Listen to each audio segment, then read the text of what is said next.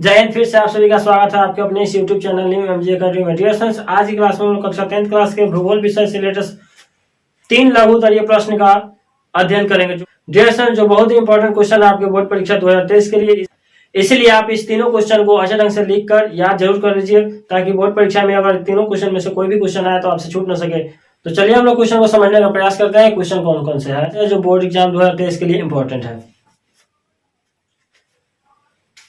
ये पहला नंबर जो क्वेश्चन है, भारत के नदियों के प्रदूषण का वर्णन करें। भारत की जो नदियां हैं आखिर इतना तेजी से प्रदूषित क्यों हो रही है, इनके कारण क्या है प्रदूषित होने का, तो इन कारणों पर आज हम लोग चर्चा करने वाले हैं।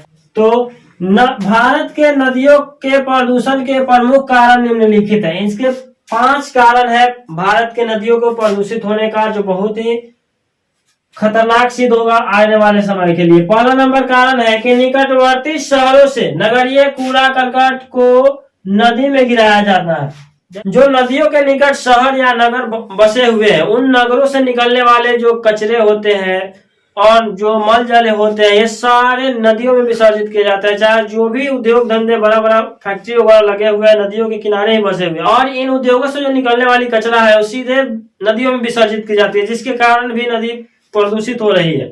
और इसका दूसरा कारण है कि नगरीय मल जल को बिना स्वच्छ किए नदी में ही गिराया जाता है, जिसके कारण भी नदी का जल क्या होता है, प्रदूषित होता है। हमने आपको बताया कि नदियों के किनारे जो भी बड़े बड़े फैक्ट्री उद्योग वगैरह लगे हुए हैं, उनसे जो कचरा निकलते हैं वो सीधे शुद्ध किए बिना या फ्रेश किए बिना या अलग तरह का कोई प्रबंध नहीं किया गया है और सीधे नदियों में ही विसर्जित किए जाते हैं। तो निकलने वाले अपशिष्टों एवं रसायनों को नदी में बहाया जाना भी नदियों को प्रदूषित करना है। इसीलिए बहुत सारी नदियां प्रदूषित हो चुकी है और बहुत सारी नदियां प्रदूषित भी हो रही है।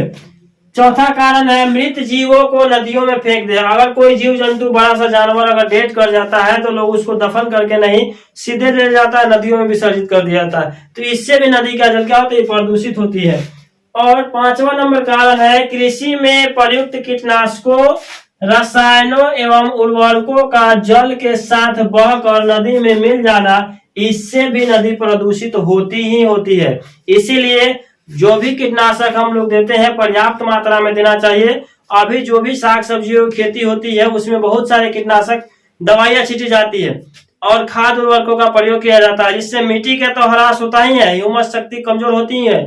लेकिन उसके साथ साथ जब वर्षा होती है तो जो बारिश का पानी उसमें जमा होता है और धीरे धीरे वो पानी रास्ते से होते हुए नदियों में ही विसर्जित होते हैं। और उन कीटनाशकों के प्रयोग से होने वाले जल प्रदूषण के कारण नदियों में रहने वाले तमाम जीव जंतुओं को भी क्षति पहुंचती है, जिससे नदियों में हानिकारक बैक्टीरिया तो मरते ही है, साथ साथ उसके लाभदायक जो जल को शुद्ध करता है उन जीवों के जीवन के साथ भी बहुत सारी बीमारियों का सामना करना पड़ता है और वो भी अपने जीवन दांव पे लगा देते हैं और खत्म हो जाते हैं, नष्ट हो जाते हैं उन लोगों का जीवन भी। इसीलिए जल प्रदूषण को ना करें और इसको ध्यान में रखते हुए जल का उपयोग करना चाहिए। जल संकट बहुत ही इंपॉर्टेंट वो भी क्वेश्चन था जिसको हमने आपको बताया। अगर आप उस वीडियो को नहीं देखे हैं तो उस वीडियो का लिंक मैं इस वीडियो के डिस्क्रिप्शन में दे दूंगा, आप यहां से उस वीडियो को देख लीजिएगा। उसमें बहुत ही अच्छे ढंग से हम आपको जल संकट के बारे में बताए हैं।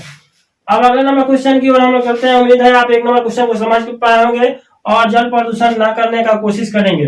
दूसरा नंबर क्वेश्चन है वन विनाश के मुख्य कारकों का उल्लेख करें। वन का विनाश क्यों हो रहा है, वन को क्यों काटा जा रहा है, वन जंगल को क्यों साफा किया जा रहा है, वन को क्यों यहाँ उजाड़ा जा रहा है और क्यों, इसका कारण क्या क्या हो सकते हैं, वन के विनाश होने के कारण क्या क्या हो सकते हैं। तो डियर फ्रेंड्स, जिस प्रकार से हमने आपको बताया कि नदियों के जल के प्रदूषण के 5 कारण बताया, ठीक वैसा ही हम आपको वन के विनाश के 5 प्रमुख कारण बताने जा रहे हैं। इस कारण को भी अच्छे से समझिए ताकि ये पर्यावरण से रिलेटेड है। अगर पर्यावरण नहीं होंगे तो हम भी नहीं होंगे, अगर पर्यावरण है तो हम भी है, अगर पर्यावरण नहीं होंगे तो हम भी नहीं होंगे। इसीलिए इस क्वेश्चन को भी अच्छे से समझिएगा।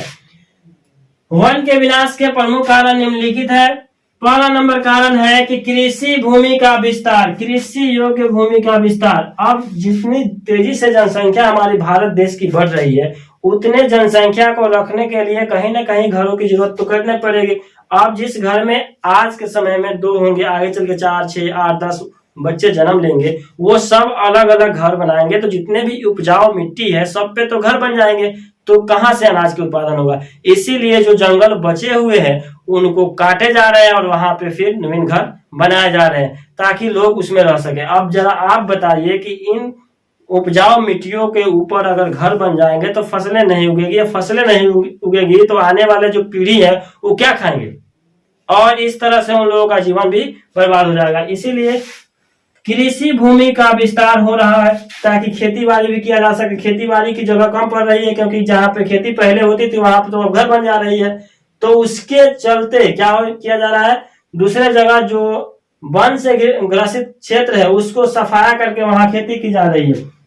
दूसरा नंबर कारण है बड़ी विकास योजनाओं की शुरुआत। अब जो भी सरकार योजनाएं ला रही है उनके शुरुआत करने के लिए वनों की कटाई हो रही है, जिससे वन पर विनाश हो रहे हैं और वायु प्रदूषण भी होगा, क्योंकि वन जो है वायु को शुद्ध करता है और वन ही नहीं रहेंगे तो वायु को शुद्ध कौन करेगा। इसीलिए आने वाले समय में वायु प्रदूषण का भी सामना करना पड़ सकता है। तीसरा नंबर इसका कारण है कि पशुचारण एवं ईंधन के लिए लकड़ी का उपयोग। पशुचारण करने के लिए भी लोग जंगलों को सफाई किया जा रहा है या जंगलों को काट के खत्म किया जा रही है। पशुचारण यानी प्रति भूमि के लिए भी पशुचारण एवं ईंधन के लिए लकड़ी का उपयोग। पशुचारण करने के लिए भी चाहिए हमें वनों की ओर ही लोग ले जाया करते हैं, और उसके बाद में जो हमें जलावन यानी ईंधन के लिए लकड़ियां भी हमें वनों से प्राप्त होती है। अगर वन में सूखी लकड़ियां नहीं है तो लोग हरे भरे पौधे को काट कर उनसे लकड़ियां प्राप्त कर रहे हैं, जिसके कारण वन का विनाश हो रहा है। फिर चौथा कारण हम लोगों का है रेल मार्ग एवं सड़क मार्ग का निर्माण जब हो रहे हैं तो रास्ते में जिस तरह से नक्शा पास किया जा रहा है रोड बनाने के लिए, उस रास्ते में अगर वन कहीं कहीं आ रहा है, पेड़ पौधे आ रहे हैं तो उसको काट कर हटाया जा रहा है और उसके बदले में नवीन पेड़ भी नहीं लगाए जा रहे हैं, जिसके कारण भी वन विनाश हो रहे हैं। और इसका पांचवा कारण है औद्योगिक विकास एवं नगरीकरण। अब जहां तहां उद्योग धंधे लग रहे हैं, बड़ा बड़ा योजनाएं, बड़ी बड़ी कंपनियां लग रही है, तो वहां पे अगर वन संपदा है तो उन्हें भी क्या किया जा रहा है, नष्ट किया जा रहा है और वहां पे उद्योग धंधे लग रहे हैं, जिसके कारण भी वन विनाश हो रहा है। डियर स्टूडेंट, उम्मीद है आप ये दूसरे नंबर क्वेश्चन को समझ पाए होंगे। अब हम लोग चलते हैं तीसरे नंबर क्वेश्चन की ओर। तीसरा नंबर क्वेश्चन कहना चाह रहा है कि भारतीय कृषि की 5 प्रमुख विशेषताएं को लिखिए।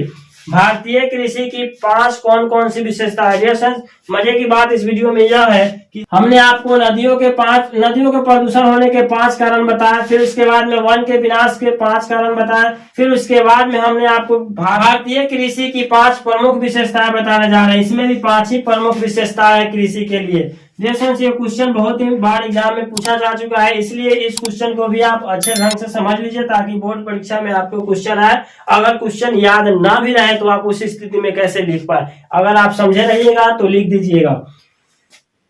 भारतीय कृषि की 5 विशेषताएं निम्नलिखित है, जिसमें हम पहला नंबर विशेषता आप जानने को उत्सुक है तो चलिए जान लेते हैं। पहला नंबर विशेषता इनकी क्या है। भारतीय कृषि देश की आर्थिक जीवन का प्राण है। भारतीय कृषि क्या है, देश की आर्थिक जीवन का प्राण है। भारतीय कृषि पर ही भारत की जनसंख्या निर्धारित है। अगर भारतीय कृषि नहीं होती तो भारत की जनता भूखे मर जाएगी। तो भारतीय कृषि देश के आर्थिक जीवन का क्या है, प्राण है। भारत में लगभग 2/3 लोगों की जीविका कृषि पर आधारित है। भारत की जो जीविका है उसका 2/3 हिस्सा जो है कृषि कार्य पर या खेती बाड़ी पर आधारित है, 2/3। दूसरा नाम विशेषता है इसका, भारत की विशाल जनसंख्या। भारत की विशाल जनसंख्या के लिए भोजन कृषि से ही प्राप्त होती है। अब हमने आपको क्या बताया, पहले नाम विशेषता में हमने आपको बताया कि जो भारत की जनसंख्या है, इतनी बड़ी जनसंख्या को संभालने के लिए कृषि कार्य अगर नहीं होते तो भारत की जनसंख्या क्या होगी, भूखे मर जाएंगे। तो इसीलिए भारत की विशाल जनसंख्या के लिए भोजन जो है कृषि से ही प्राप्त होती है। दूसरा कारण है। तीसरा विशेषता आपको यह है कि कृषि जन्य अनेक कच्चे माल उद्योगों को प्राप्त होते हैं। कृषि जन्य जो है अनेक कच्चे माल जो है उद्योगों को प्राप्त होते हैं कृषि के बदौलत, जैसे कपास, गन्ना, जूट। कपास की खेती के लिए काली मृदा का उपयोग किया जाता है। गन्ना जो आप देखते हैं जहां से चीनी का उत्पादन होता है। फिर उसके बाद में जूट यानी पटुआ, रेशम जिसको कहते हैं। रेशम के कीड़े कृषि से ही प्राप्त होते हैं। कहां से प्राप्त होते हैं, खेती बाड़ी से ही ये सारे उद्योग चलते हैं। अगर कृषि कार्य ही नहीं होंगे तो ये सारे उद्योग खत्म हो जाएंगे। अब तो अनेक फलों के प्रसंस्करण भी होने लगे हैं। अब तो अनेक फलों के प्रसंस्करण भी होने लगे हैं कृषि कार्य के लिए ही। कृषि पर ही पेड़ पौधे आधारित होते हैं और पेड़ पौधे के कारण ही बहुत सारे उद्योग चलते हैं, जैसे प्लाई बोर्ड वगैरह जो भी फैक्ट्रियां लगते हैं छोटे बड़े, इन सभी उद्योगों का जो मूल स्रोत है कृषि ही है। खेती बाड़ी के बदौलत ही बहुत सारे कार्य सिद्ध हो रहे हैं और भारत की जनसंख्या इसी पर टिकी हुई है। चौथा नंबर विशेषता यह है जलवायु, मिट्टी एवं धरातल की विविधता के कारण। जलवायु, मिट्टी एवं धरातल के विविधता के कारण भारत में फसलों की विविधता भी पाई जाती है। भारत में फसलों की विविधता भी पाई जाती है। अनेक फसलों में प्रसिद्धि प्राप्त हो सकी है तो वो भारतीय कृषि के बदौलत ही हो सकी है। और पांचवी नंबर जो मेरा इस क्वेश्चन का लास्ट विशेषता है यह है राष्ट्रीय आय। राष्ट्रीय आय यानी नेशनल इनकम में भारतीय कृषि का मुख्य योगदान है। भारतीय कृषि का राष्ट्रीय आय में बहुत ही महत्वपूर्ण योगदान है और इसी पे देश की आय का 24% कृषि कार्य से ही प्राप्त होता है। देश का जो 24% आय है वो कृषि कार्यों से ही प्राप्त होता है। डियर फ्रेंड्स, आज की इस वीडियो में हम लोग कक्षा 10th क्लास के भूगोल विषय से रिलेटेड 3 लघु उत्तरीय प्रश्न का अध्ययन किया जो बहुत ही इंपॉर्टेंट क्वेश्चन थे। डियर फ्रेंड्स, आपको ये वीडियो अगर अच्छी लगी हो तो प्लीज चैनल को सब्सक्राइब कीजिए, वीडियो को लाइक कीजिए तथा शेयर कीजिए ताकि मेरी हर वीडियो आपके पास इसी तरह सफलतापूर्वक पहुंचती रहे। डियर फ्रेंड्स, आज की क्लास में इतना ही, फिर मिलते हैं हम लोग अगले वीडियो में। तब तक के लिए धन्यवाद। जय हिंद।